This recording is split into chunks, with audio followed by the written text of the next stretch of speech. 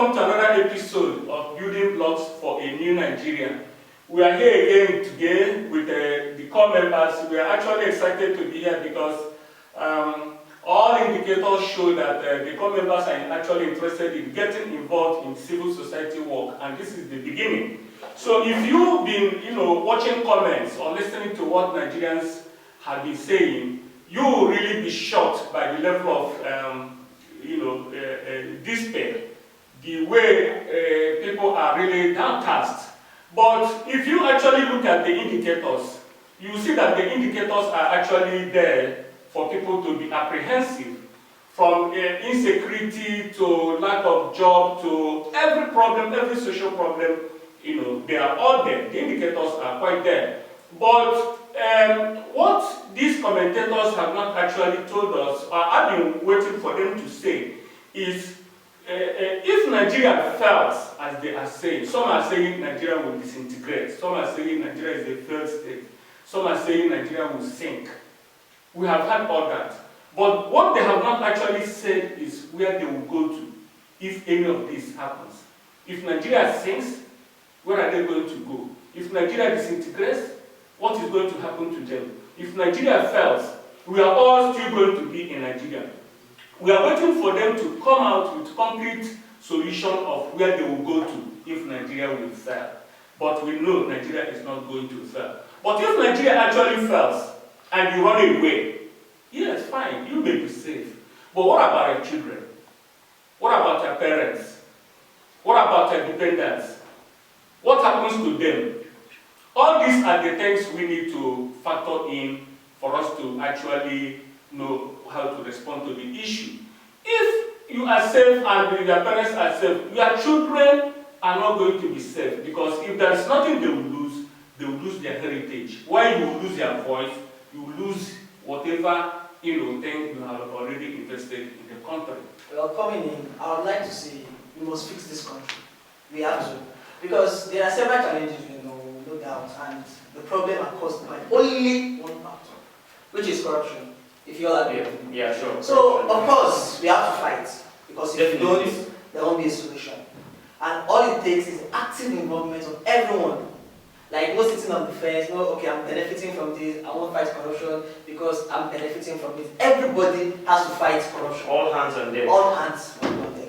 And as we stated in our earlier episodes, the success of this fight depends on how we place our values. True. You understand? And this is why our activities are based on the use of the National Pledge to direct the values of our school children. Yeah. Because if the school children are what's it called? The future leaders. Yeah, they're the future leaders. And if they are channeled in the right way, you catch them young. Yeah. And there will be a solution to our problem. Okay. What do you think? Thank you. As we are all aware of, the laws of the land have failed to stop corruption in the country. Okay. From the Criminal Code, the Constitution, ICPC Act, and now the EFCC. And this is the reason we are insisting that strategy in the fight of corruption must change. To achieve a sustainable objective, we need a long-term plan. And that plan is to begin today to teach school children the national values contained in the National Pledge. Well, I think if the long-term plan is using the National Pledge to teach our children about value system, I think I agree with that. Because in the words of Abraham Lincoln, he said something. He said, the child is the person who's going to carry on what is started today. Okay. He's going to sit where you are sitting. He's going to implement your ideas.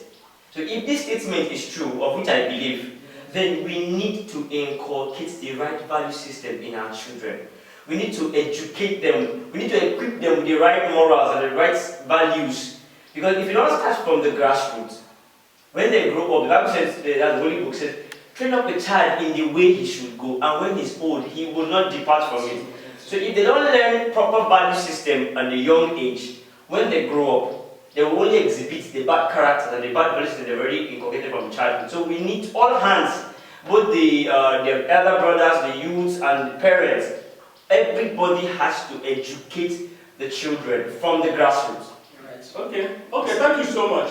Please, viewers, do not be surprised that the core members, we are talking about the fight against corruption, and we're always talking about the child. Yeah. And you'll be wondering, what role does a child have to play in the fight against corruption? We can never overemphasize the need to bring up the kids in the right values. Yeah. See, if you continue to preach violence, these children will act on violence. Yes. If you preach peace, these children Peace. will really act on peace. So we are preaching that we need to change the values of our children, because if we don't, the problem is still going to be on us. Therefore, we will never stop talking about the values of honesty, trustworthiness, sacrifice, courage.